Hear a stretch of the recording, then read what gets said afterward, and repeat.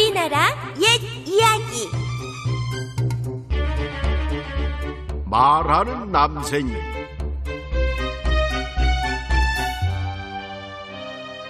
옛날 어느 마을에 욕심 많은 형과 착한 아우가 살았습니다. 어느 날 병으로 누워있던 아버지가 두 아들에게 재산을 똑같이 나누어주고 세상을 떠났어요. 그런데 형은 아우의 재산이 탐났답니다. 어머니랑 누이 동생을 내가 맡았으니 네 논이랑 밭은 내가 가져야겠다. 형은 아우의 재산을 몽땅 빼앗았어요. 그러더니 얼마 후엔 어머니와 누이 동생마저 아우네 집으로 보내고 말았답니다. 마음씨 착한 아우는 그래도 형을 원망하지 않았어요. 섣달 금음날이 되었습니다. 집집마다 쿵덕쿵덕 떡방아를 찢고 음식을 장만하느라 야단이었지요. 내일이 설인데 떡은커녕 밥 해먹을 쌀조차 없구나. 나무라도 많이 해야 할 텐데. 아우는 지게를 지고 산으로 갔습니다. 아우는 부지런히 나무 한 짐을 하고 나무 등걸에 앉아 땀을 닦으며 중얼거렸습니다. 저 나무를 팔아서 쌀을 얼마나 살 수 있을런지. 그러자 누군가 아우의 말을 따라하는 것이었어요. 저 나무를 팔아서 쌀을 얼마나 살 수 있을런지. 아우는 깜짝 놀라 두리번거렸지만 주위엔 아무도 없었답니다. 아니, 누가 남의 흉내를 내는 게요? 그러자 누군가 또 그 말을 따라했어요. 아니, 누가 남의 흉내를 내는 게요? 아우는 소리나는 쪽으로 가보았어요. 바위 뒤에 남생이 한 마리가 엎드려 있었답니다. 설마 내가 한 말은 아니겠지? 아우는 고개를 갸웃거리며 물었습니다. 그러자 바로 그 남생이가 아우의 말을 그대로 따라하지 뭐예요. 세상에, 말을 하는 남생이가 있다니. 아우는 남생이를 꼭 안고 마을로 뛰어내려갔어요. 자, 집시인이 왔습니다. 자, 집시인이 잡니다. 여러분! 여기 말하는 남생이가 있어요! 진짜 말하는 남생이에요! 아우는 장터 한복판에 남생이를 내려놓고 큰 소리로 외쳤습니다. 뭐? 말하는 남생이라고? 어디? 섣달 금음날 장을 보러 왔던 사람들이 구름처럼 몰려들었어요. 정말 신기하구먼, 신기해. 내 생전에 이런 구경은 처음이요. 세상에, 이렇게 신기한 것을 구경했으니 구경값을 내야지. 사람들은 아우 앞에 한 입, 두 입 동전을 놓고 갔습니다. 아우는 남생이 덕분에 많은 돈을 벌게 되었어요. 남생아, 고맙다. 내가 나를 살려주었구나. 아우는 그 돈으로 쌀이며 고기, 비단을 사서 어머니를 기쁘게 해드렸지요. 아우는 다음 날부터 남생이를 데리고 여기저기를 돌아다녔답니다. 이야, 정말 신기한데? 남생아, 내 말도 좀 따라해보렴. 사람들은 남생이가 자기 말을 따라하면 재미있어 어쩔 줄을 몰랐어요. 그리고 저마다 구경값을 내놓았지요. 남생이 덕분에 아우는 부자가 되었습니다. 으리으리한 집도 짓고 맛있는 음식도 먹고 비단 옷도 입게 되었어요. 욕심꾸러기 형이 이 소문을 듣고는 헐레벌떡 달려왔습니다. 아우야, 네가 정말 말하는 남생이를 가졌단 말이지? 넌 이제 부자가 되었으니 그 남생이를 내게 다오. 욕심꾸러기 형은 남생이를 냉큼 빼앗아 가버렸어요. 히히, 이젠 나도 큰 돈을 벌게 되었구나. 자, 말씀만 잘하시면 형은 남생이를 가지고 불이 나게 장터로 달려갔답니다. 여러분, 말하는 남생이가 왔어요. 어서들 와서 구경하세요. 뭐? 말하는 남생이가 또 왔다고? 소문만 들었는데 잘됐군. 나도 말을 시켜봐야지. 사람들은 또 구름처럼 몰려들었어요. 남생아, 나 예쁘니? 한 처녀가 남생이에게 말을 시켜보았지요. 그런데 이게 웬일일까요? 처녀가 아무리 물어도 남생이는 한마디도 따라하지 않았답니다. 어디? 내가 한번 해봅시다.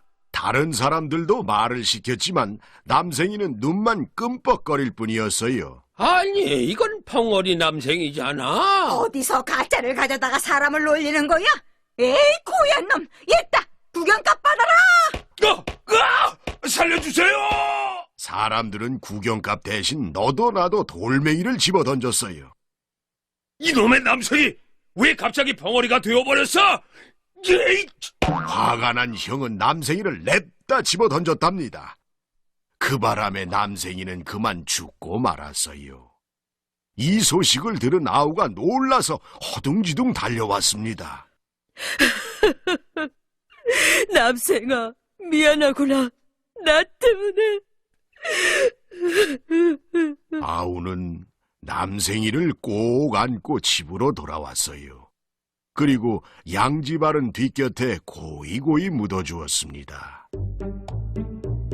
이듬해 봄이 되자 남생이의 무덤에서 이상한 나무가 자라기 시작했어요. 이게 무슨 나무일까?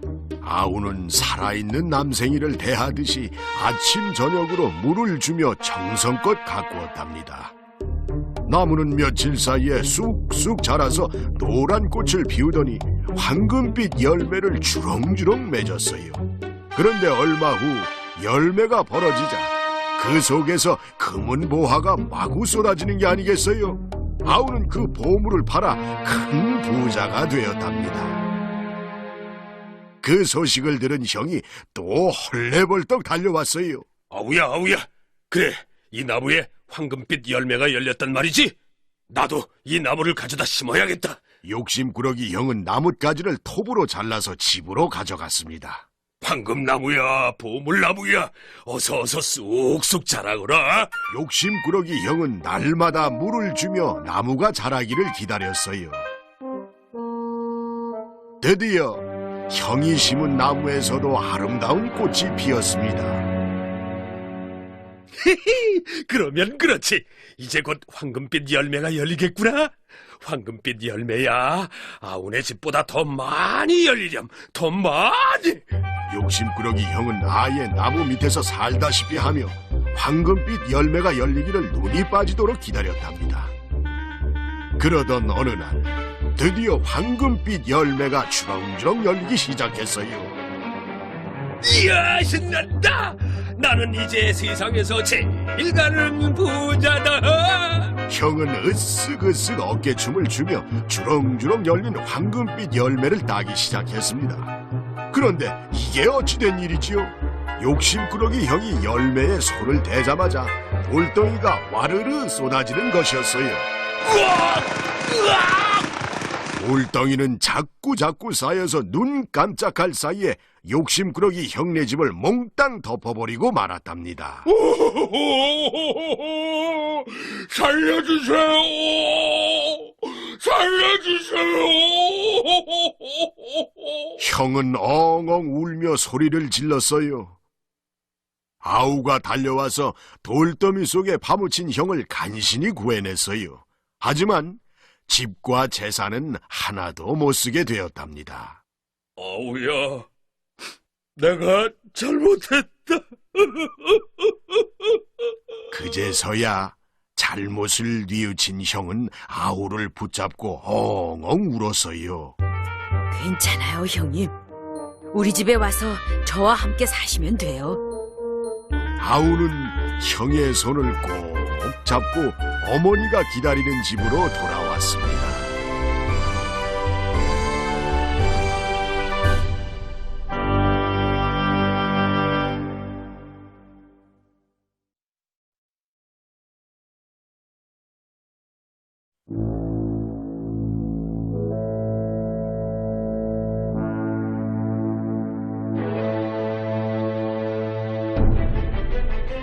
우리나라 옛 이야기.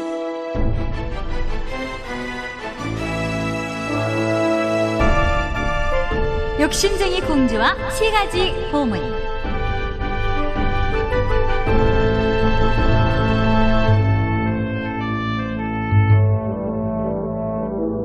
먼 옛날 세 아들을 둔 어머니가 살았습니다. 얘들아, 이것을 잘 가지고 있다가 꼭 필요할 때 보람 있게 쓰도록 해라. 어머니는 세상을 떠나기 전 세 아들에게 보물을 하나씩 나눠줬어요. 보물은 하늘나라의 구슬과 하늘나라의 피리, 하늘나라의 조끼였답니다. 맏아들이 받은 하늘나라의 구슬은 돈이 나오는 구슬이었습니다. 구슬아, 구슬아, 돈을 내놓아라. 구슬을 굴리면서 이렇게 말하면 돈이 막 쏟아져 나왔어요. 돈이 나오는 구슬이에요. 어머나 신기해라. 얼마나 좋을까? 소문은 금방 퍼졌답니다. 모두가 맏아들을 부러워했지요.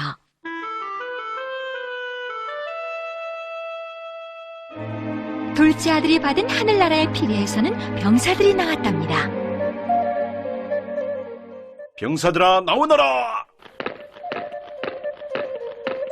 피리를 불면서 이렇게 말하면 병사들이 줄을 맞춰 걸어 나왔어요. 병사들이 나오는 필이래요. 어머나 신기해라. 얼마나 좋을까? 소문은 금방 퍼졌습니다. 모두가 둘째 아들을 부러워했어요.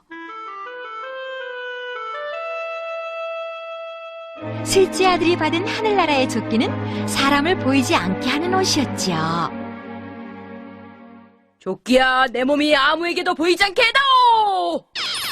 조끼를 입으면 셋째 아들은 감쪽같이 사라져서 보이지 않았답니다. 안 보이게 하는 조끼래요. 어머나 신기해라. 얼마나 좋을까?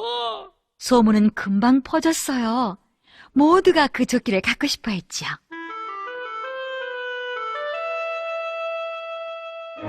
궁궐의 공주님도 세 형제의 보물 이야기를 들었습니다. 욕심 많은 공주님은 그 보물들이 갖고 싶었어요. 그 보물 주인들을 불러오너라. 공주는 보물을 빼앗기 위해 세 형제를 하나씩 불러들였습니다. 맏아들이 궁궐로 불려왔어요. 공주는 공손한 태도로 맏아들을 맞이했답니다. 그대가 갖고 있다는 보물을 구경하고 싶소. 좀 보여주면 고맙겠소. 여기 있사옵니다. 이것은 하늘나라의 구슬이랍니다. 굴리면 돈이 쏟아져 나오죠. 공주는 재빨리 구슬을 빼앗고 맏아들을 옥에 가둬버렸습니다. 다음 날은 둘째가 궁궐로 불려왔어요. 공주는 상냥하게 말했습니다. 그대가 신기한 보물을 갖고 있다던데 좀 보여줄 수 있겠어? 예, 이것이옵니다. 이 하늘나라의 피리를 불면 씩씩한 병사들이 나오지요. 공주는 피리를 빼앗고 둘째 아들도 옥에 가둬버렸어요. 형들이 돌아오지 않자 셋째는 궁궐로 갔습니다. 높은 성으로 둘러싸인 궁궐은 문지기들이 지키고 있었어요. 셋째는 하늘나라의 조끼를 꺼내 입었습니다.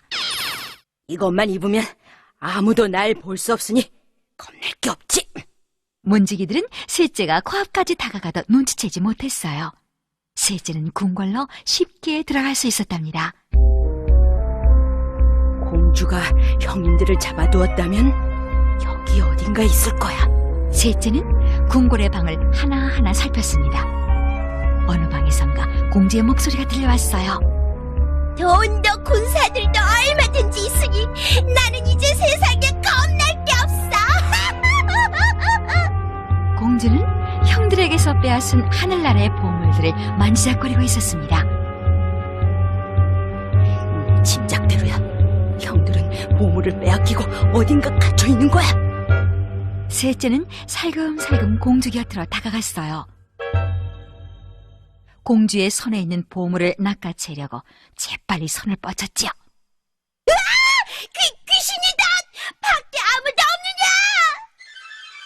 보이지 않는 손이 보물을 빼앗으려 하자 공주는 놀라서 소리쳤습니다. 셋째는 보물을 빼앗지 못한 채 밖으로 도망쳐 나왔어요. 궁궐 밖에는 악어의 나무가 두 그루 있었답니다. 하나는 빨간 열매, 하나는 노란 열매가 달린 나무였어요. 마침 배가 고프던 셋째는 빨갛게 익은 아가위를 따먹었습니다. 그러자 이상한 일이 일어났어요. 셋째의 코가 길게 늘어난 거예요. 이번에는 노란 아가위를 따먹었지요. 코가 처음대로 줄어들었답니다. 옳지. 이 아가위로 공주를 혼내줘야겠다. 셋째는 빨간 아가위를 따가지고 궁궐 문 앞으로 갔습니다. 아가위 사려! 입안에서 살살 녹는 달고 맛있는 아가위요! 그때 궁궐 앞에 나와 있던 공주가 셋째를 불러 세웠어요. 예! 그 아가위 먹음직스럽게 잘 익었구나. 이리 좀 타오. 공주가 아가위를 먹자마자 코가 마구 길어졌답니다. 공주는 겁이 나서 그만 울음을 터뜨리고 말았어요.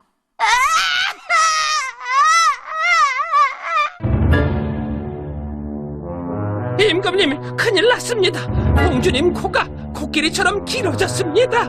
빨리 용한 의원을 불러오너라. 공주의 병을 고쳐야 한다. 공중이 발칵 뒤집혔어요.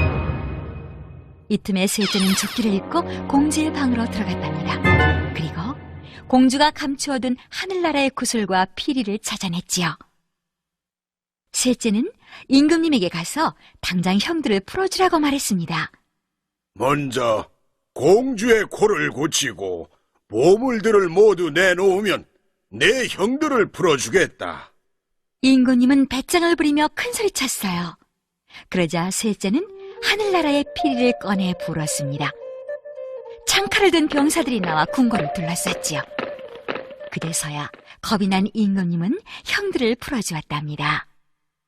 형들을 풀어주었으니 공주의 코를 고쳐다오. 공주님의 코를 고치기 전에 임금님의 마음씨부터 고치도록 하십시오. 셋째는 형님들을 모시고 먼 곳으로 갔어요. 그곳에다 3가지 보물을 써서 새 나라를 세웠지요. 세 형제는 백성들을 잘 다스리며 오래오래 행복하게 살았답니다.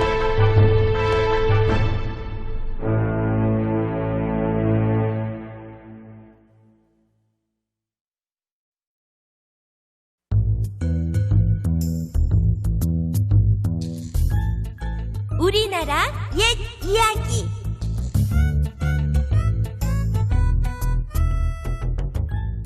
서윗감을 찾아 나선 쥐.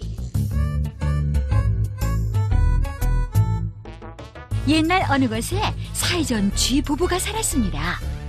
아휴, 우리에게도 아기가 하나 있었으면. 얼마 뒤 아내 쥐는 예쁜 아기 쥐를 낳았어요. 귀엽게 생긴 딸 쥐였답니다. 쥐 부부의 딸은 무럭무럭 자랐어요. 원 탐스럽기도 하지. 시집을 보내도 되겠어요. 쥐 부부는 사랑스러운 눈으로 딸을 바라보았습니다. 사윗감을 골라야 해. 어떤 사윗감이 좋을까요? 힘이 세야 해. 남편 쥐가 말했습니다. 잘생겨야 하고요. 아내 쥐도 말을 했어요.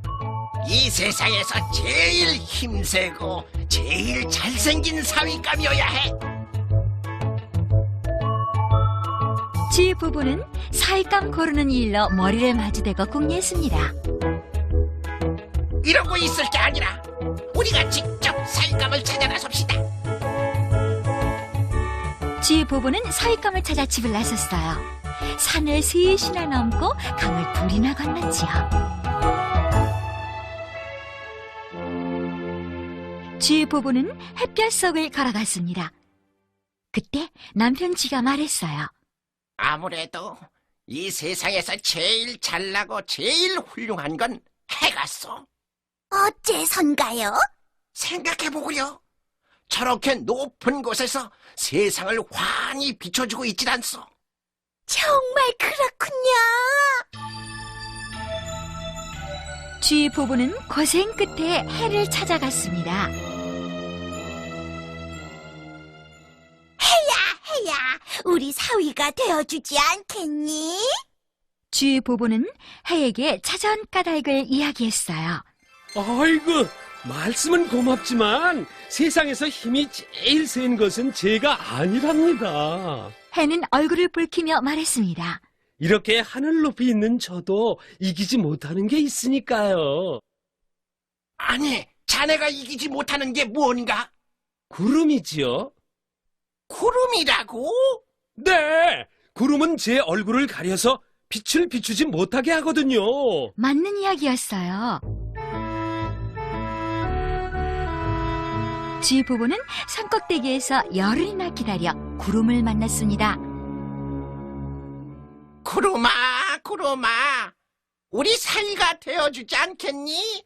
쥐 부부는 다시 딸 이야기를 하며 부탁했어요. 제가요? 자네가 해도 이길 만큼 힘이 세다는 건 벌써 알고 있다네. 쥐 부부는 해에게서 들은 이야기를 하며 구름을 졸랐어요. 그렇다면 저는 알맞지 않습니다. 자네가 아니면 또 누구라는 말인가? 쥐 부부는 가슴이 답답했어요. 해가 제게 꼼짝 못하는 것처럼 저는 바람에게 진답니다. 바람이 동쪽으로 불면 저는 아무리 서쪽으로 가고 싶어도 못 가거든요. 그러니까 바람이 더 세지요. 쥐 부부는 다시 바람을 찾아갔습니다.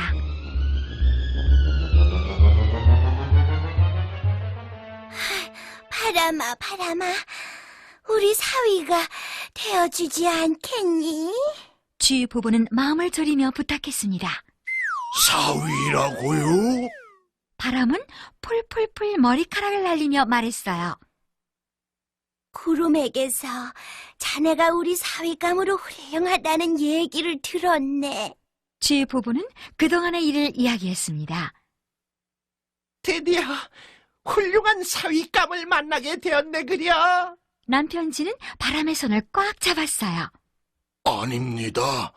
제가 세다고 하지만 아무리 밀어도 꿈쩍 않는 게 있지요. 그게 무언가? 쥐 부부는 바람의 대답을 기다렸습니다. 돌부처랍니다. 쥐 부부는 지친 몸으로 돌부처를 찾아갔어요.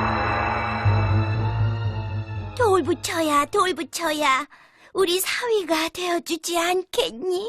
쥐 부부는 지쳐서 돌부처 앞에 털버덕 주저앉았습니다. 무슨 말씀이신지요? 해보다, 구름보다, 바람보다 자네 힘이 더 세다는 걸 알고 왔네. 우리는 자네같이 훌륭한 사위감을 찾고 있었다네.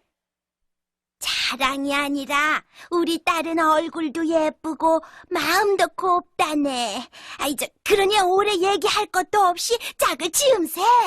돌부처는 놀라 눈을 동그랗게 떴습니다. 잠깐만요. 바람은 저를 어쩌지 못한다 해도 딱 하나 저를 넘어뜨리는 게 있답니다.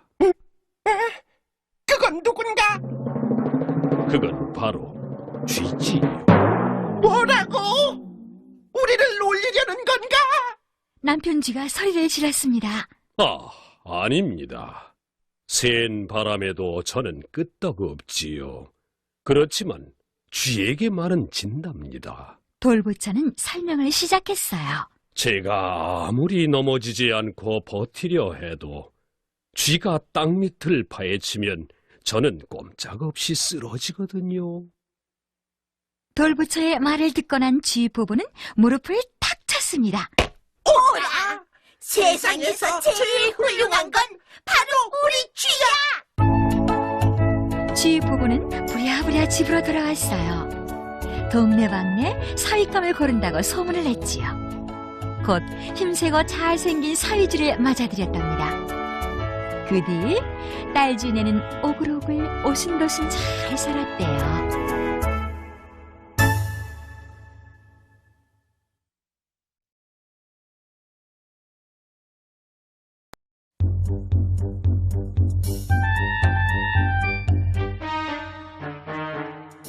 우리나라 옛 이야기.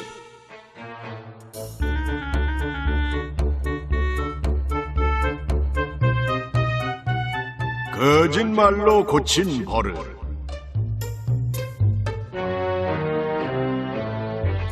옛날 어느 마을에 한 부자가 살고 있었어요. 그 부자에게는 딸만 둘이 있었는데 모두 시집을 보냈답니다. 커다란 집에 둘만 남게 되자 부부는 몹시 쓸쓸했어요. 딸들이 보고 싶어 견딜 수가 없었지요. 어느 날 부자는 딸들을 만나보러 집을 나섰습니다. 먼저 큰딸네 집을 찾아갔어요. 큰딸은 배틀 위에 앉아 열심히 배를 짜고 있었답니다. 부자는 오랜만에 큰딸을 보자 무척 반가웠어요. 달려가 덥석 손이라도 잡아주고 싶었지요. 그런데 큰딸은 배틀에 앉은 채 입으로만 인사를 하지 뭐예요. 어머나, 웬일이세요? 아버지가 저희 집을 다 오시고? 마침 점심때라 부자의 뱃속에서는 자꾸 쪼르륵 소리가 났어요. 그런데 큰딸은 밥 지을 생각도 않고 배만 짰답니다. 아무래도 아버지가 찾아온 것이 귀찮은 눈치였어요. 부자는 몹시 서운했습니다. 게다가 배까지 고파서 빨리 자리를 뜨고만 싶었지요. 얘야, 나는 그만 돌아가야겠다. 부자는 자리를 털고 일어섰습니다. 어머, 아버님, 점심도 못 해드렸는데 어쩌지요? 배틀에서 내려가는 일이 워낙 번거로워서. 큰딸은 배틀에 앉은 채 고개만 까딱하며 인사를 했어요. 부자는 큰딸이 하도 괘씸해서 그냥 집에 돌아가려고 했습니다. 하지만 이왕 나선 김에 작은 딸네 집에도 가보기로 마음을 고쳐먹었지요. 작은 딸은 불을 피워놓고 삼실에 풀을 먹여 말리고 있었습니다. 그것은 잠시도 그칠 수 없는 일이었어요. 중간에 쉬었다간 실이 다 타버리고 말거든요. 한창 바쁘게 일하고 있는데 그냥 집으로 돌아갈까? 부자는 대문 앞에서 잠시 망설였습니다. 어머나, 아버지, 어서 오세요. 작은 딸이 아버지를 보고는 벌떡 일어섰어요. 작은 딸은 불을 끄고 얼른 달려나왔답니다. 너무 기뻐서 눈물까지 글썽이었어요. 아버지, 어서 방으로 들어가세요. 절 받으셔야지요. 작은 딸은 아버지께 큰 절을 올리고는 점심밥을 지으러 부엌으로 갔습니다. 잠시 후 점심상이 들어왔어요. 가난한 살림이라 고기 반찬은 없었지만 갓 지은 밥에선 모락모락 김이 났답니다. 아버님, 차린 건 없지만 많이 잡수세요. 오냐, 냠냠. 마침 몹시 배가 고프던 참이라 부자는 아주 맛있게 먹었어요. 부자는 두 딸을 다 만나고 집으로 돌아왔습니다. 작은 딸 때문에 마음이 흐뭇했어요. 하지만 버릇없는 큰 딸을 생각하니 그냥 있을 수가 없었답니다. 어떻게 하면 큰애에게 자기 잘못을 깨닫게 해줄 수 있을까? 며칠 뒤 부자는 일부러 죽은 채 하고는 딸들 집에 알리게 했어요. 아버지가 돌아가셨다는 소식을 듣고 가장 먼저 달려온 사람은 큰딸이었답니다. 큰딸은 머리를 풀고 큰 소리로 울어댔어요. 아이고, 아버님, 이게 어찌된 일이에요? 며칠 전 저희 집에 오셨을 땐 그렇게도 건강하시더니 이제 아버님이 보고 싶어서 어찌 살아요? 아버님이 너희 집을 다녀가셨니? 어머니가 묻자 큰딸은 기다렸다는 듯이 거짓말을 늘어놓았어요. 네, 저는 그때 배를 짜고 있었지만 아버님이 오셨는데 배가 다 뭐예요? 얼른 비틀에서 내려와 큰 절을 올렸지요. 그리고 씨암탉을 잡고 쌀밥을 지어 올렸어요. 아버님께서는 그 밥을 다 잡수시고 우리 큰딸이 제일이구나 하셨는데. 큰딸의 거짓말은 끝이 없었습니다. 그것뿐이 아니에요. 저는 얼른 떡을 해서 드렸어요. 아버님이 찰떡을 좋아하시잖아요. 아버님께서는 역시 우리 큰딸뿐이구나 하시며 떡을 3덩이나 잡수셨어요. 그것뿐이 아니에요. 아버님은 제 손을 꼭 잡으시더니 얘야, 네게 뭔가 주고 싶구나. 그렇지, 우리 집 앞에 가장 좋은 논을 네게 주마 하셨어요. 아버님께서는 이렇게 갑자기 돌아가실 줄 알고 제게 미리 입원을 하셨나 봐요.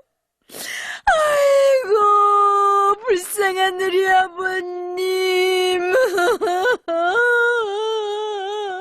큰딸은 또다시 큰 소리로 슬프게 울어댔어요. 죽은 채 하고 누워있던 부자는 더 이상 참고 들을 수가 없어서 벌떡 일어나 호통을 쳤습니다. 예끼 이 못된 것! 어디라고 그런 거짓말을 하느냐? 배를 짠답시고 내려와 보지도 않더니 밥과 떡을 해주었다고? 게다가 집 앞 돈까지 준다고 했다니! 큰딸은 놀라서 눈을 동그랗게 떴어요. 집에 손님이 찾아오면 아무리 바빠도 정성껏 맞아야 하거늘 너처럼 예의도 모르고 거짓말만 하는 딸을 두어서 나는 부끄러워 얼굴을 들 수가 없구나. 부자는 엄한 목소리로 큰딸을 꾸짖었습니다. 그리고 집 앞에 좋은 노는 착한 작은 딸에게 주었어요. 이 일로 큰딸은 크게 잘못을 깨달았습니다. 부자의 거짓말이 딸의 못된 버릇을 고친 것이지요. 그때부터는 큰딸도 부모님께 효도하고 굿어른께 예의 바르기로 동네에서 으뜸이 되었답니다.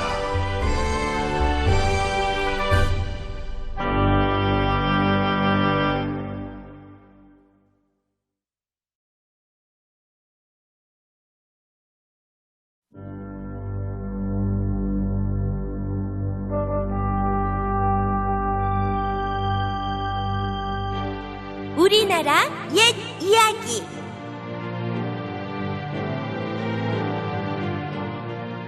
할아버지를 버리는 지게.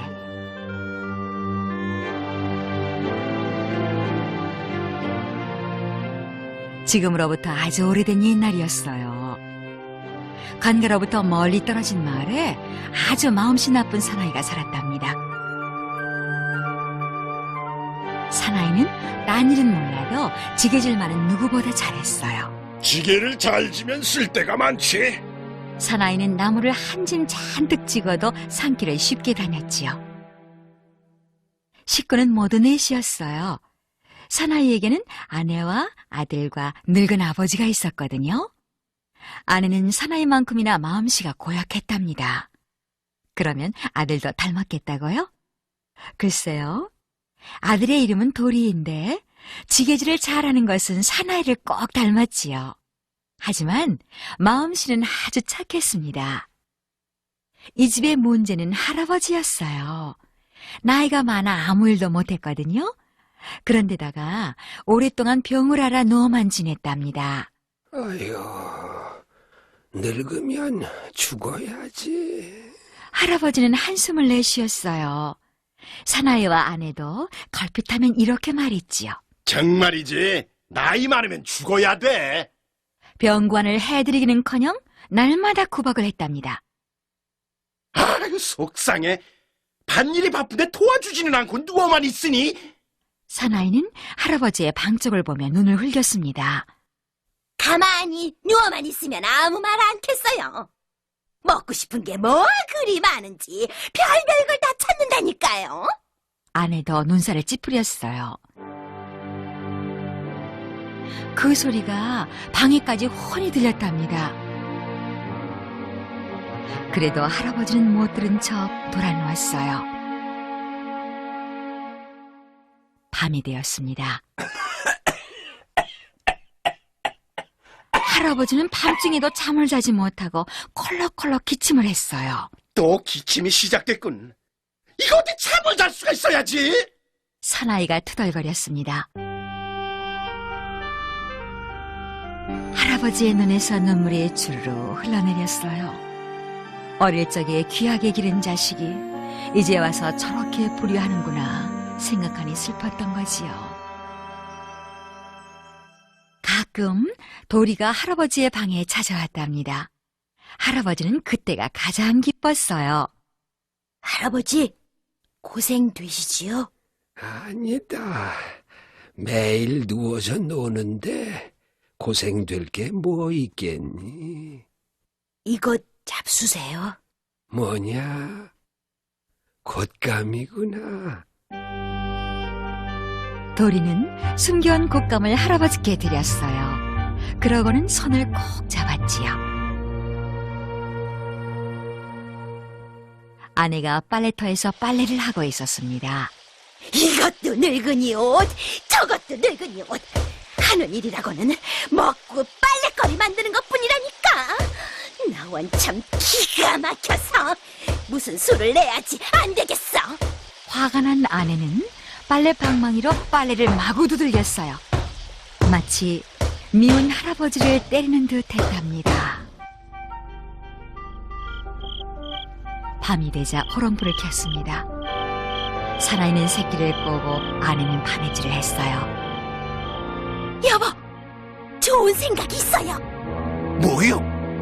아내가 사나이 귀에 대고 뭐라 소곤소곤거렸습니다. 사나이가 고개를 끄덕였어요. 왜 진작 그 생각을 못했을까? 됐어. 내일 당장 그렇게 합시다. 아내는 빙긋 웃었습니다. 다음 날 사나이는 마당에 지게를 세웠어요. 아내와 함께 방에 들어가 할아버지를 안고 나왔지요. 그러더니 할아버지를 억지로 지게 위에 올려 앉혔답니다. 얘들아, 이게 무슨 짓이냐? 할아버지가 웬일인가 싶어 물었어요. 방 안에만 계시니 갑갑하시지요? 오랜만에 산 구경이나 하시라고요. 가만히 앉아 계세요. 사나이는 할아버지를 지고 삽작을 나섰습니다. 아내가 뒤를 따랐어요. 할아버지를 지게에 진 사나이는 산으로 들어갔습니다. 산이 점점 깊어졌어요. 잭, 불쌍한 할아버지. 새들이 슬프게 울었습니다. 캉캉! 나쁜 사람이야! 여우들이 나무 뒤에 숨어서 사나이와 아내를 욕했어요. 산에서 나무를 하던 도리가 할아버지를 지고 가는 아버지를 보았습니다. 아버지, 어딜 가세요? 어머니도 함께. 할아버지까지? 너 잘 만났다. 내가 좀 져라. 어딜 가시는데요? 보면 모르겠니? 할아버지 모시고 바람 쐬러 가잖니? 어머니가 대신 대답했어요. 도리는 할아버지를 지고 아버지의 뒤를 따라 산골짜기로 들어갔습니다. 산길은 점점 험해졌어요. 나무가 우거져 대낮에도 어두웠답니다. 됐다. 저 바위 밑에다 할아버지를 내려놓아라. 네, 도리는 작대기로 지게를 버티어 세우고 할아버지를 안아서 내렸어요. 너 먼저 내려가거라. 아버지에게 떠밀려 도리는 할 수 없이 내려갔습니다. 돌아! 등 뒤에서 할아버지가 불렀어요. 슬픔이 가득한 목소리였답니다. 조금 내려가다가 도리는 기다렸어요. 얼마 뒤 아버지와 어머니만 불이 나게 산길을 내려왔습니다.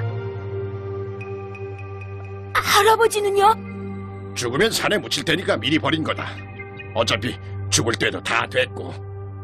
잔말 말고 내려가거라. 아버지는 도리의 손을 잡아 끌었어요. 알았어요. 잠깐만요. 제가 뭘 잊었어요. 도리는 손을 뿌리치고 산 위로 달려갔습니다. 도리가 빈 지게를 가지고 돌아왔어요. 그 지게는 뭐하러 가져오니? 아버지가 물었지요. 쓸 데가 있어요. 어디다 쓰겠다는 거냐? 이번에는 어머니가 물었습니다. 이 지게를 잘 둘 거예요. 아버지와 어머니가 늙으시면 이 지게로 쳐다 버려야지요. 뭐라고? 아버지와 어머니는 깜짝 놀랐어요. 아버지는 몸을 부르르 떨고 어머니는 얼굴이 하얗게 질렸지요. 내가 잘못했다. 할아버지를 다시 모시러 가자. 다 같이 할아버지 앞에 가서 엎드려 큰 절을 올렸습니다. 저희들이 큰 죄를 지었습니다. 용서해 주세요. 이젠 잘 모시겠습니다. 아버지는 할아버지를 들쳐업었어요. 어머니는 뒤에서 떠받치고요. 도리는 지게를 버리고 뒤따라 산을 내려왔습니다.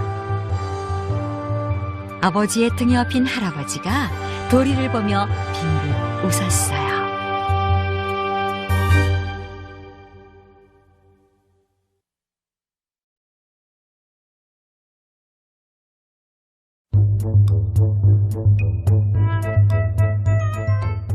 우리나라 옛 이야기. 황금 달걀.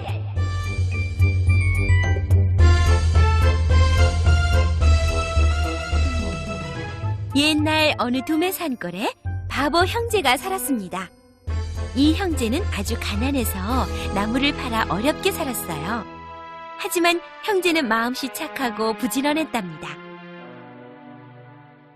오늘도 나무를 팔러 왔군. 내가 몽땅 사지. 인정 많은 손님이 다른 날보다 나무값을 더 많이 쳐주었어요. 양식을 사가지고 돌아오는 길목에 병아리 장수가 있었어요. 동생은 작고 귀여운 병아리를 갖고 싶어서 형을 졸랐지요.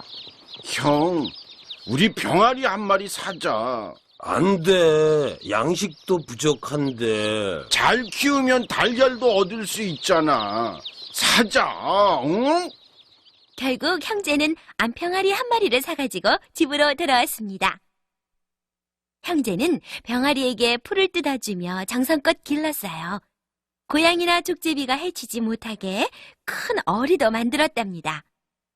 병아리는 무럭무럭 자라서 커다란 암탉이 되었어요. 형, 우리 암탉에게 둥우리를 만들어줘야겠어. 둥우리는 왜? 그래야 알을 낳을 거 아니야. 형제는 암탉에게 아담한 둥우리도 만들어주었습니다. 어느 날 아침, 암탉이 둥우리에서 요란하게 울어댔어요. 형, 암탉이 알을 낳았나 봐. 어서 가보자. 형제는 둥우리로 달려갔습니다. 그런데 이게 웬일일까요? 둥우리 속에는 커다란 황금 달걀이 번쩍번쩍 빛나고 있지 않겠어요? 이상한 달걀이네. 샛노란 금빛이야. 금방 나와서 그런가 봐. 팔면 큰 돈이 되겠는걸? 형제는 달걀을 가지고 시장으로 갔답니다. 오늘은 어째 맨몸이지? 나무찜을 가져오렴. 내가 살 테니. 늘 나무를 사주던 어른이 말했어요. 오늘은 달걀을 팔러 왔어. 아, 그래? 그럼 저쪽 달걀전으로 가야지. 형제는 달걀전으로 갔습니다. 아저씨, 달걀을 팔러 왔어. 어디 보자. 아니, 이건 보통 달걀이 아닌데 황금이 아니냐?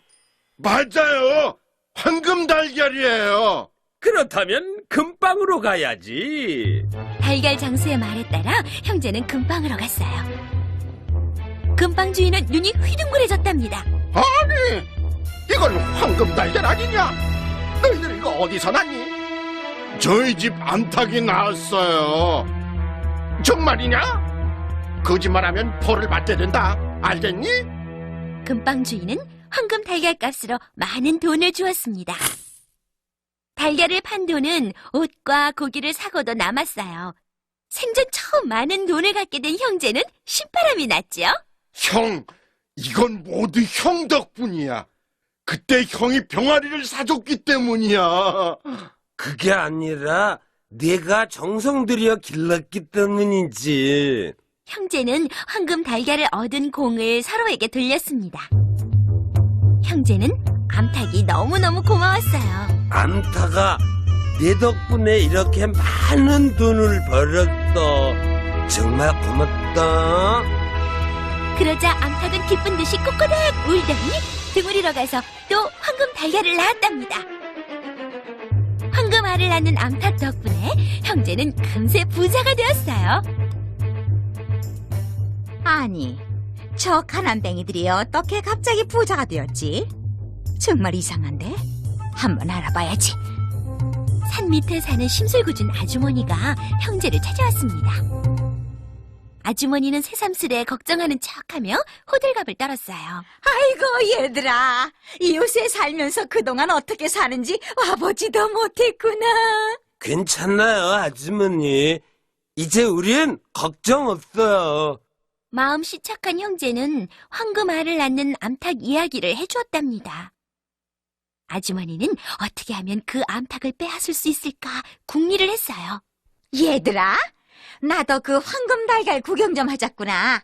그 암탉 하루만 빌려주지 않겠니? 암탉은 우리 식구예요. 구경이라면 여기서 하세요. 이웃끼리 그러는 게 아니야. 하루쯤 빌려주는 게 뭐 그리 어렵니? 하도 끈질기게 졸라대는 바람에 형제는 아주머니에게 암탉을 빌려주고 말았어요. 욕심 많은 아주머니는 신기한 암탉을 보여주겠다며 이웃 사람들을 불러 모았어요. 황금알을 낳는 닭이에요. 어서 와보세요, 어서. 황금 달걀도 얻고 구경값도 받을 속셈이었지요. 닭이 정말 황금알을 낳는단 말이오? 우리를 속이려는 건 아니겠지? 거짓말이면 구경값을 3배로 물어드릴 테니 걱정 말아요. 마을 사람들이 황금알을 낳는 암탉을 구경하려고 구름처럼 모여들었습니다. 아주머니는 암탉을 사람들 앞에 내놓았어요. 자, 조금만 기다리면 이 암탉이 황금알을 낳을 거예요. 사람들은 가슴을 쥐며 기다렸지요. 그렇지만 아무리 기다려도 암탉은 알을 낳지 않았답니다. 우리가 속은 거야. 약속대로 돈을 3배로 돌려주시오. 사람들은 화를 내며 돈을 받아 돌아갔어요. 에? 화가 난 아주머니는 닭의 목을 비틀어 살인문 밖으로 던져버리고 말았답니다. 때마침 왕자가 그 집 살인문 앞을 지나가고 있었어요. 벼랑간 암탉이 왕자의 발목을 꽉 물었습니다. 신하들이 있는 힘을 다해 때려 했지만 그럴수록 왕자의 발목만 아플 뿐이었어요. 갖가지 방법을 다 써도 소용이 없자 나라에서는 암탉을 떼어주는 사람에게 큰 상을 내리겠다고 방을 붙였습니다. 아주머니는 형제에게 왕자가 암탉을 빼앗아갔다고 꾸며댔어요. 형제는 암탉을 찾으러 궁궐로 갔지요. 왕자의 발목을 꽉 물고 있던 암탉은 형제를 보자마자 푸르륵 날아 형제에게로 왔답니다. 이 두 형제가 암탉을 떼어서요. 이제 왕자님은 살아서요. 큰 상을 받은 형제는 암탉을 안고 집으로 들어왔어요. 그 뒤로 형제는 암탉을 한 가족처럼 여기며 행복하게 잘 살았답니다.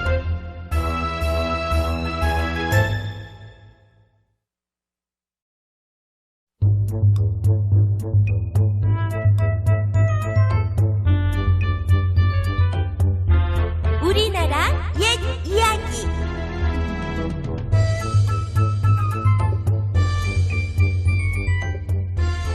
밭에서 캐는 요술 항아리. 옛날 어느 마을에 가난한 농부가 살고 있었습니다. 농부는 가난했지만 마음씨만은 누구보다도 착했어요. 그리고 얼마나 부지런했던지 해가 뜨기 전부터 들에 나가 밤늦도록 일을 했답니다. 어느 날 농부가 밭에서 일을 하는데 괭이 끝에 뭔가 부딪혔습니다. 농부가 조심스럽게 흙을 파보았더니 커다란 항아리가 나왔어요. 이상도하지. 조금도 깨지지 않은 항아리가 밭에 묻혀 있다니. 집에 가져가 써야겠군. 물 항아리 하면 좋겠어. 농부는 일이 끝나자 항아리 속에 괭이를 담아가지고 집으로 돌아왔습니다. 그런데 항아리 속에서 괭이를 꺼내려고 보니 이게 웬일일까요? 쌍둥이처럼 똑같은 괭이가 두 자루 나오는 거예요. 신기한 일도 다 있네. 농부는 항아리 속에 낫 한 자루를 넣어보았어요. 그랬더니 이번에도 똑같은 낫이 두 자루 나왔답니다. 쌀 한 대를 넣자 쌀은 금방 2대가 되었어요. 농부와 아내는 항아리에 이것도 넣어보고 저것도 넣어보았어요. 항아리 속에 뭐든 넣기만 하면 넣은 것과 똑같은 것이 하나 더 생겼답니다. 이 항아리는 바로 요술 항아리였던 거예요. 먹을 것도 늘어나고 입을 것도 늘어나니 농부는 금방 부자가 되었습니다. 그리고 그 소문은 멀리 멀리 퍼져나갔어요.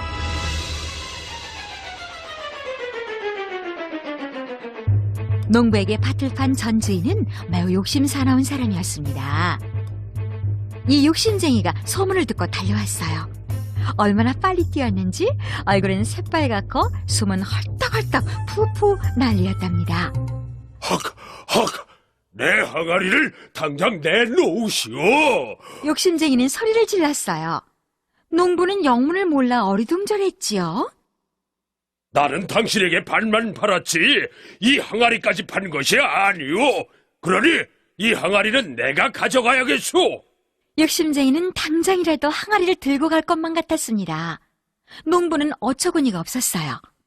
밭을 샀으니 밭에 묻힌 항아리도 내 것이지 않소? 난 반만 팔았지 항아리는 팔지 않았단 말이오. 아침부터 벌어진 말다툼이 저녁이 될 때까지 끝나지 않았습니다. 두 사람은 싸우다 항아리를 들고 고을 사또를 찾아갔어요. 사또는 농부와 욕심쟁이의 말을 다 듣고 항아리 속을 들여다보았습니다.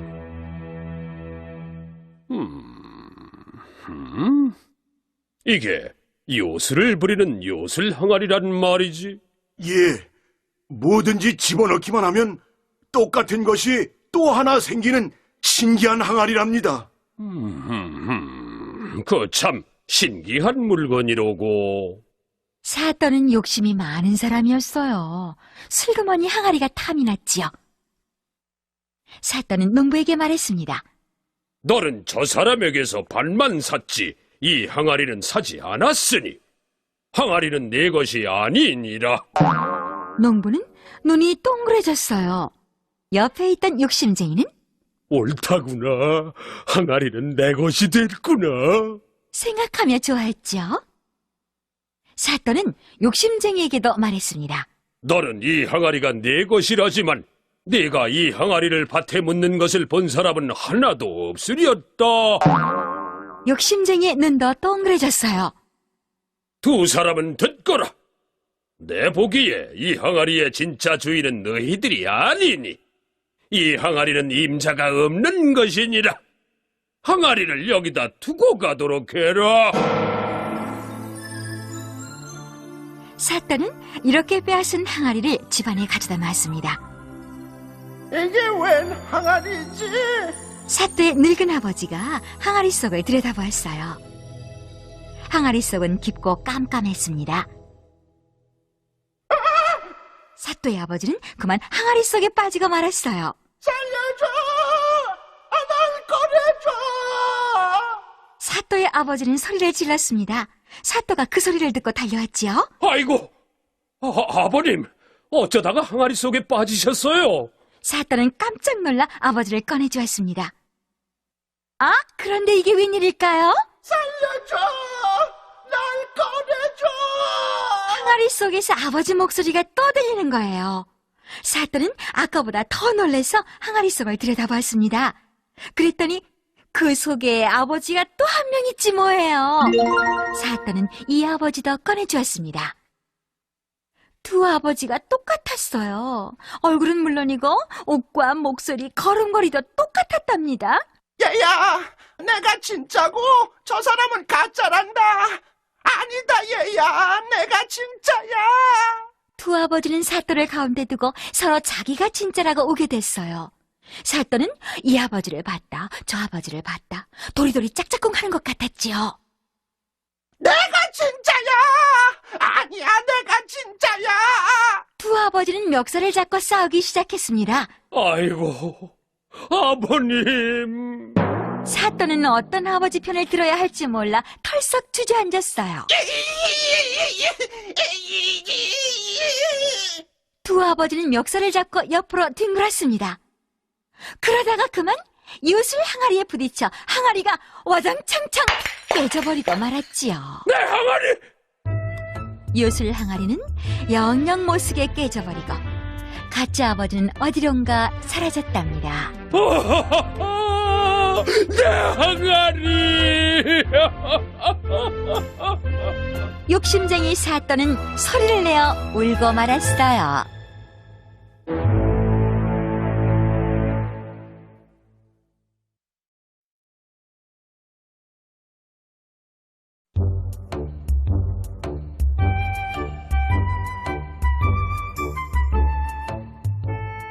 우리나라 옛 이야기. 형제와 구슬.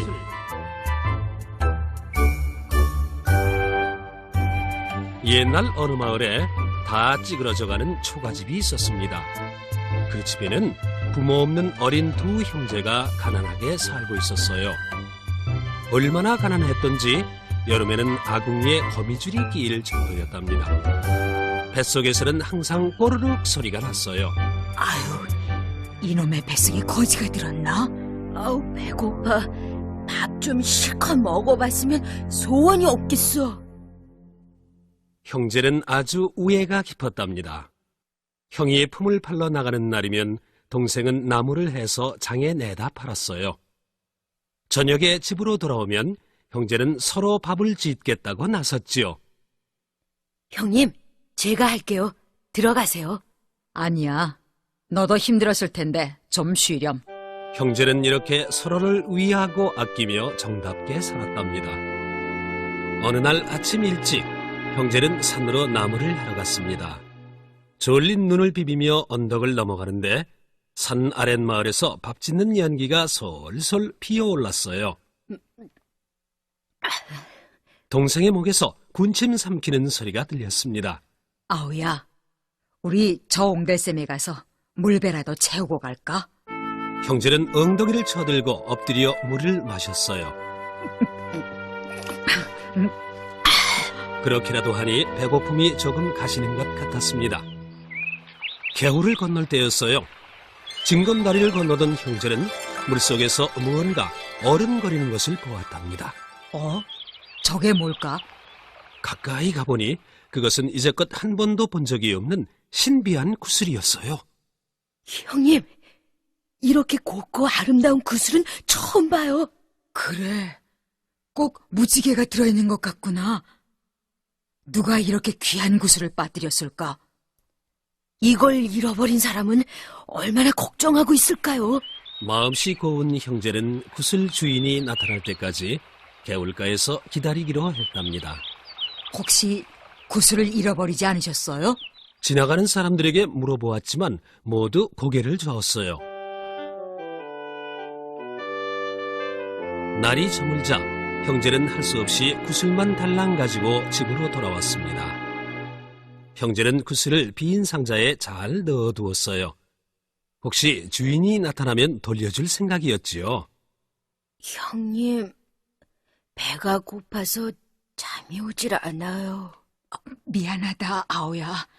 내일은 꼭 맛있는 밥을 해줄게. 구슬 때문에 나무를 하지 못한 형제는 아무것도 먹지 못했습니다. 배고픈 형제는 우물물을 2바가지나 마시고 나서야 겨우 잠이 들었어요. 다음 날 새벽, 형이 놀란 목소리로 동생을 흔들어 깨웠습니다. 아오야, 어서 일어나봐. 동생은 눈을 비비며 일어났지요. 그런데 이게 어찌된 일일까요? 구슬을 넣어둔 상자 속에서 온갖 아름다운 보물들이 눈부시게 빛나고 있지 않겠어요? 우와, 이게 뭐지? 형제는 놀라 입을 다물지 못했답니다. 형님, 이게 어찌 된 일이죠? 영문을 모르는 동생은 두 눈이 왕방울만해져서 물었어요. 궁금해서 열어보니 이렇게 보물이 가득 들었지 뭐니. 형의 이야기를 가만히 듣고 있던 동생이 고개를 끄덕이며 말했습니다. 형님 마음이 고와서 하늘이 상을 주신 모양이에요. 아니다. 내가 너무 착해서 복을 주신 거야. 형제는 너무나 기뻤어요. 얼싸안고 덩실덩실 춤을 추었지요. 그러다 그만 상자에 발이 걸려 화당 넘어졌답니다. 그 바람에 상자 안의 보물이 와르르 쏟아졌어요. 그런데 형제는 또 한 번 깜짝 놀랐어요. 보물이 쏟아져 분명히 비어 있어야 할 상자가 또다시 보물로 가득 차 있었거든요. 이상하다. 이게 어떻게 된 일이지? 형제는 꿈인가 싶어 서로의 팔을 꼬집어 보았습니다. 꿈은 아닌 모양이네. 형제는 다시 구슬만 남겨두고 보물을 모두 꺼냈어요. 그랬더니 상자 속에 다시 보물이 가득 차는 게 아니겠어요? 가난했던 형제는 눈 깜짝할 사이에 마을에서 제일 큰 부자가 되었답니다. 형과 동생은 상자 속에서 나온 보물을 사이좋게 나누고 큰 기와집을 한 채씩 지었습니다. 가난한 사람들을 불러 모아 잔치도 열어주었어요. 정말 훌륭한 젊은이들이야. 하늘이 감동해서 복을 내리신 게 분명해. 마을 사람들은 칭찬을 아끼지 않았습니다. 하루는 형이 조용히 동생을 불렀어요. 아우야, 이제 이 구슬은 네가 갖는 게 좋겠다. 형님, 그럴 수는 없어요. 당연히 형님이 가지셔야죠. 동생은 펄쩍 뛰며 뒤로 물러앉았습니다. 아니야, 나는 이제 필요 없다니까. 형은 형대로 동생은 동생대로 갖지 않겠다고 옥신각신했답니다. 그날 밤 형은 한밤중에 조심조심 집을 나왔어요. 몰래 구슬을 동생 집에 두고 돌아왔지요. 아침에 깨어난 동생은 구슬을 보고 깜짝 놀랐답니다. 아니야, 이건 형님이 가지셔야 돼. 동생은 다시 형의 집에 몰래 구슬을 두고 돌아왔어요. 며칠 동안 이런 일이 계속되었습니다. 형제는 깊은 고민에 빠졌어요. 사람은 둘인데 구슬은 하나뿐이니 정말 큰일이군. 구슬 때문에 사이가 나빠질까봐 걱정이 되었답니다. 아우야, 이 구슬을 다시 개울가에 갖다 두는 게 어떻겠니? 그게 좋겠어요, 형님. 동생도 맞장구를 쳤어요. 다음날 형제는 구슬을 가지고 개울가로 갔어요. 개울물에 구슬을 내려놓으려던 형제는 깜짝 놀랐습니다. 개울 속에 형제가 가진 구슬과 똑같은 구슬이 하나 더 놓여 있었거든요. 형제는 구슬 2개를 하나씩 나눠 가졌답니다. 그 뒤 형제는 더욱 사이좋게 잘 살았대요.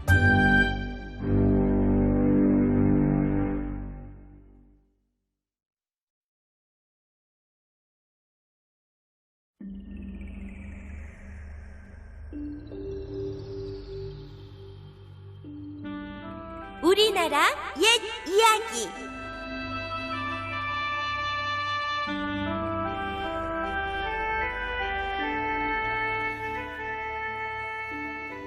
잉어를 살려준 나무꾼.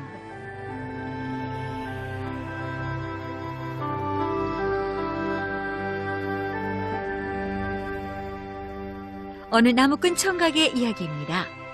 이 나무꾼은 산에서 죽은 나무를 베어다가 내다 팔거나 숯을 구워 팔며 혼자 외롭게 살고 있었어요. 나무꾼 총각은 낚시질을 아주 좋아했답니다. 아침에 하늘을 보고 구름이 끼었거나 비가 부슬부슬 오는 날은 오늘은 숯도 굽기 어렵겠고 에라, 낚시 나가야겠다. 하며 나무를 하러 가지 않을 정도였어요. 그날도 나무꾼은 낚시를 하러 강가로 나왔습니다. 아랫마을 황영감님 갖다 드리게 잉어라도 낚았으면 좋겠네. 나무꾼이 낚싯대를 강물에 넣자마자 낚싯대가 심하게 흔들렸어요. 옳지, 아주 큰 놈이 물렸구나. 그렇다면 어디 내 솜씨를 보여주마. 나무꾼은 낚싯대를 단단히 잡고 있는 힘껏 끌어당겼습니다.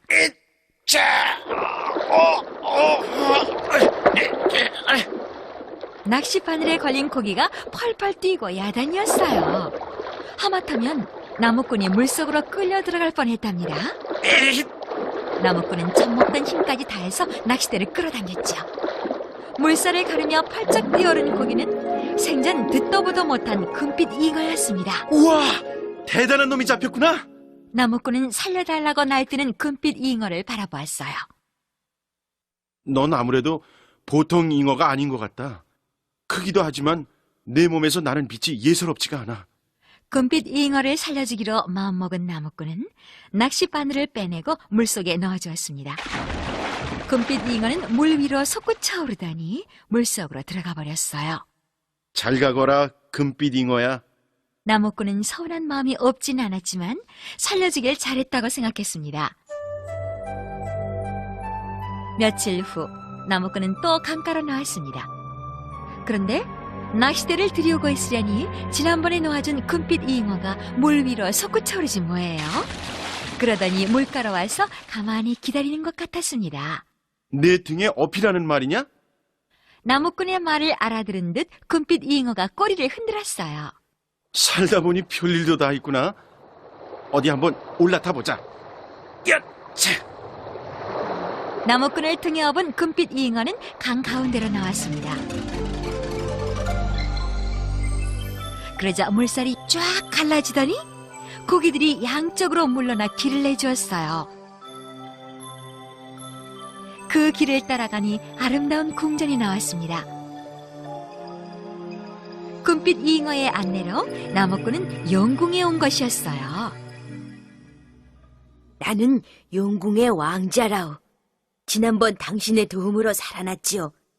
그 은혜를 갚고 싶으니 이제부터 내 말대로 하시오. 나무꾼은 너쩍 다리를 꼬집어 봤습니다. 아야! 아픈 것을 보면 분명 꿈은 아니었어요. 아버님께서 당신에게 선물을 주신다고 하거든 무조건 사양하십시오. 금은 보화도 다 싫다고 하세요. 그러면 작은 상자에 있는 반지들을 보여줄 테니 그 중에서 가장 작고 볼품없는 반지를 달라고 하십시오. 나무꾼은 시키는 대로 하겠다고 약속했습니다. 영왕 앞으로 불려나간 나무꾼은 영궁의 아름다움에 반쯤 넋이 나갔어요. 왕자를 살려준 은혜에 어떻게 갚아야 할지 모르겠네. 원하는 것이 있으면 무엇이든 말해보게. 금은 보화가 가득한 방에서 영왕이 나무꾼에게 말했습니다. 용궁 구경을 했으니 소인은 그것으로 충분합니다. 나무꾼은 왕자가 일러준 대로 무조건 사양을 했어요. 그럼 이 반지는 어떤가? 영왕은 보석 상자에서 그중 크고 화려한 반지를 내보이며 가지라고 했습니다. 정 그러시다면 이 반지를 주십시오. 나무꾼은 가장 작고 볼품없는 반지를 가리키며 말했어요. 영왕은 마지못해 나무꾼에게 반지를 건네주며 이렇게 신신당부를 했습니다. 이 반지를 사람 눈에 띄지 않게 잘 간수하게. 나무꾼은 영왕이 아끼는 반지를 얻고 금빛 잉어 등에 업혀 용궁을 떠나왔습니다. 나무꾼은 반지를 작은 단지에 넣어서 방 윗목 선반에 올려놓았어요. 그런데 다음날 연희 때처럼 나무를 하러 갔다 와보니 방 안에 밥상이 차려져 있었습니다. 참 이상한 일도 다 있네. 오라, 저 반지의 조화인가 보다. 다음날 나무꾼은 산에 나무하러 가는 척 하다가 되돌아와서 몰래 지켜보았어요. 조금 있으려니 방 안에서 어여쁜 처녀가 나와 부엌으로 들어가는 것이 보였습니다. 나무꾼은 밥상을 들고 나오는 처녀를 붙잡았어요. 그러고는 자기랑 함께 살자고 사정을 했지요. 단지에서 나온 처녀가 말했습니다. 저는 용궁의 공주랍니다. 아버님이 저를 너무 사랑하신 나머지 제 혼을 반지 속에 숨겨두신 거예요. 이제 세상에 나왔으니 당신의 아내가 되어 한평생 의좋게 살아보지요. 용궁 공주와 부부가 된 나무꾼은 행복하기 그지없었어요. 그뿐이 아니랍니다. 다 쓰러져 가던 오막살이 집은 온데간데 없고 고래등 같은 기와집까지 생겼어요. 마을 사람들이 이상하게 생각한 것은 당연하지요. 아니, 나무꾼 주제에 기와집에 선녀 같은 색시가 웬 말이야? 귀신의 조화가 아닌 다음에야 도둑질한 게 틀림없어. 이 소문은 단박에 고을원님 귀에 들어갔습니다. 원님은 욕심 많고 음흉한 사람이었어요. 여봐라, 나무꾼이 갑자기 호사스런 생활을 한다니 이상하구나. 당장 잡아들이도록 해라. 붙잡혀온 나무꾼은 모든 것을 사실대로 이야기했지요. 하지만 원님은 그 이야기를 믿으려 하지 않았답니다. 원님은 씩 웃더니 이렇게 말했어요. 네 말을 믿겠다. 대신 사흘 후에 나하고 내기 바둑을 두자. 나는 내 벼슬자리를 걸 테니 너는 네 아내를 걸면 되겠구나. 원님은 나무꾼의 예쁜 아내가 탐이 났던 거예요.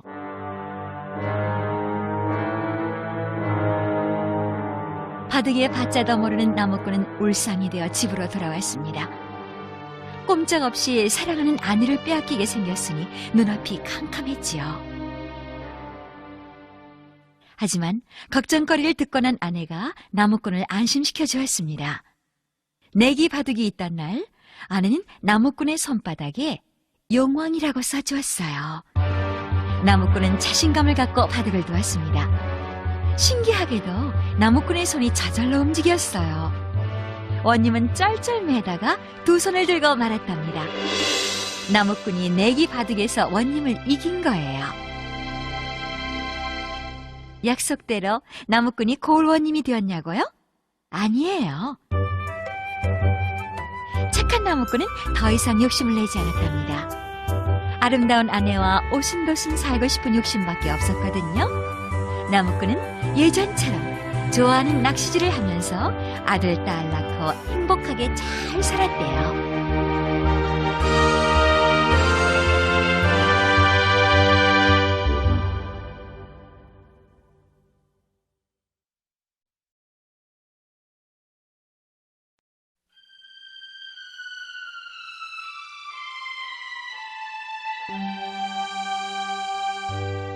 우리나라 옛 이야기.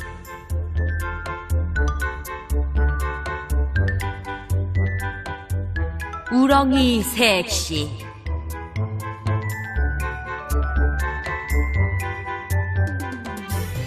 옛날에 부지런하고 마음씨 착한 젊은이가 살았어요. 이 젊은이는 혼자 농사를 지으며 외롭게 살았답니다. 이 논을 갈아 농사를 지어선 누구랑 같이 먹고 살 거나. 어느 날 젊은이가 혼잣말로 신세 한탄을 하는데 어디선가 예쁜 여자 목소리가 들려왔어요. 나랑 같이 먹고 살지요. 깜짝 놀란 젊은이는 사방을 휘 둘러보았습니다. 그러나 주위엔 아무도 없었어요. 젊은이는 방금 한 말을 되풀이해 보았습니다. 이 논을 갈아 농사를 지어선 누구랑 같이 먹고 살 거나.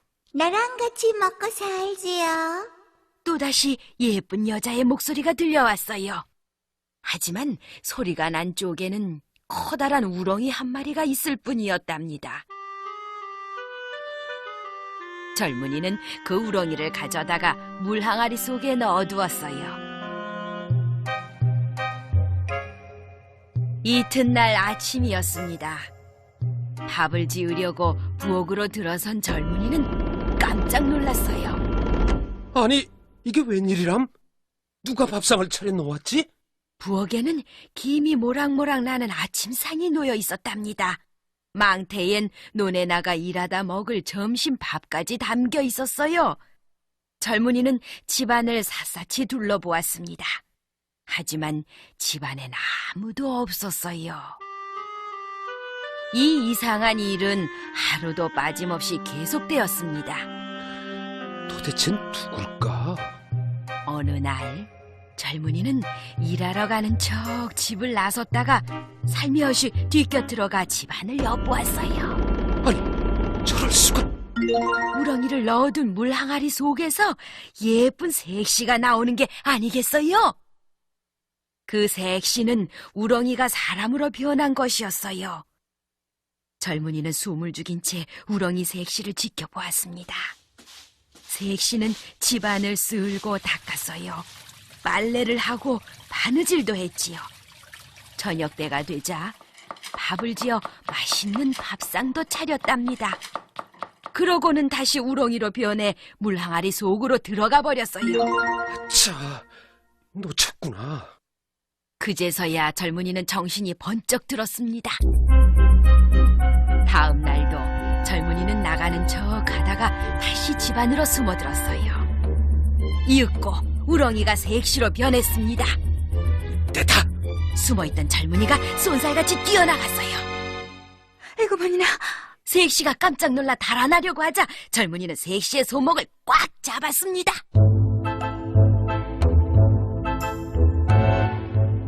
색시는 용왕의 딸이었어요. 젊은이는 색시에게 자기 아내가 되어달라고 졸랐지요. 아직 때가 아닙니다. 저를 놓아주세요. 당신이 농사를 지어서 같이 먹고 살자고 하지 않았습니까? 젊은이는 물러서지 않았습니다. 결국 젊은이와 우렁이 색시는 혼례를 올리고 부부가 되었어요. 남편은 아내를 위하고 아내는 남편을 공경하며 하루하루를 행복하게 살았답니다. 그러던 어느 날 젊은 부부에게 뜻밖의 근심거리가 생겼습니다. 사냥 나온 임금님이 젊은이의 아내를 보고 홀딱 반한 것이었어요. 임금님은 다짜고짜 젊은이를 불러다 꿇어앉혔답니다. 나하고 내기를 하자. 이 산과 저 산의 나무 100이 내기다. 내가 이기면 나라에 반을 주마. 그러나 내가 이기면 내 아내를 데려가겠다. 젊은이는 기가 막혔어요. 하지만 무서운 임금님의 명령을 거역할 수는 없었답니다. 젊은이는 큰 걱정에 빠졌지요. 서방님, 걱정하지 마세요. 젊은이의 말을 들은 아내는 편지를 한 통 써서 반지에 메어주며 이렇게 말했습니다. 이걸 가지고 빨리 바다로 가서 던지세요. 그러면 내게서 이길 수 있는 방법이 생길 거예요. 바닷가로 달려간 젊은이는 아내가 준 반지를 바다에 힘껏 던졌어요. 그러자 놀랍게도 바닷물이 갈라져 길이 열리고 산으로 지은 용궁이 나타났답니다. 용왕이 젊은이를 반갑게 맞이했어요. 자네가 내 딸과 결혼한 젊은이로군. 이걸 가져다 쓰면 내기에 이길 수 있을 걸세. 부디 행복하게 잘 살게나. 용왕은 젊은이에게 허리가 잘록한 호리병 1개를 주었어요. 드디어 임금님과 젊은이의 나무배기 내기가 시작되었습니다. 임금님은 수백 명의 군사를 풀어 나무를 베기 시작했어요. 젊은이는 용왕에게서 받은 호리병 뚜껑을 열었지요. 호리병 속에서는 수천 명의 작은 사람들이 개미떼처럼 쏟아져 나왔답니다. 작은 사람들은 쑥 커지더니 온 산의 나무를 순식간에 베어버렸어요. 그러고는 다시 작은 사람이 되어 호리병 속으로 들어갔습니다. 젊은이가 나무베기 내기에서 이긴 건 물론이지요. 하지만 임금님은 약속을 지키지 않았습니다. 대신 내기를 한 가지 더 해야 된다고 우겼어요. 말을 타고 저 강을 먼저 건너는 사람이 이기는 거다. 이번에도 젊은이는 아내의 편지를 가지고 용왕을 찾아갔어요. 용왕은 젊은이에게 작고 야윈 말을 한 필 주었습니다. 임금님의 흰 말은 크고 힘이 셌지만 절반도 건너지 못하고 물에 빠져 허우적댔어요. 하지만 젊은이의 작은 말은 단숨에 강을 훌쩍 뛰어넘었답니다. 이번에도 젊은이가 이겼어요. 그러나 임금님은 물러서지 않았어요. 이번에는 배를 타고 바다를 달리는 내기다. 젊은이는 또다시 아내의 편지를 가지고 용왕을 찾아가 작은 배를 한 척 얻어왔어요. 젊은이의 작은 배는 바다 위를 쏜살같이 달려나갔답니다. 그런데 임금님의 큰 배는 산더미 같은 파도에 휩싸여 물속으로 가라앉고 말았어요. 살려줘! 나 좀 살려줘! 젊은이를 태운 배는 바다를 한 바퀴 돌아 다시 무트로 돌아왔습니다. 하지만 마음씨 나쁜 임금님이 탄 배는 바다에서 영영 돌아오지 못했어요. 백성들은 젊은이를 둘러싸고 만세를 불렀습니다. 마음씨 고약한 임금님이 벌을 받았다. 저 젊은이를 임금님으로 삼읍시다. 새 임금님 만세! 임금님 만세! 젊은이는 새 임금님이 되었어요. 우렁이 색시는 왕비가 되고요. 그 뒤 새 임금님은 백성들을 아끼고 사랑하며 나라를 아주 잘 다스렸답니다.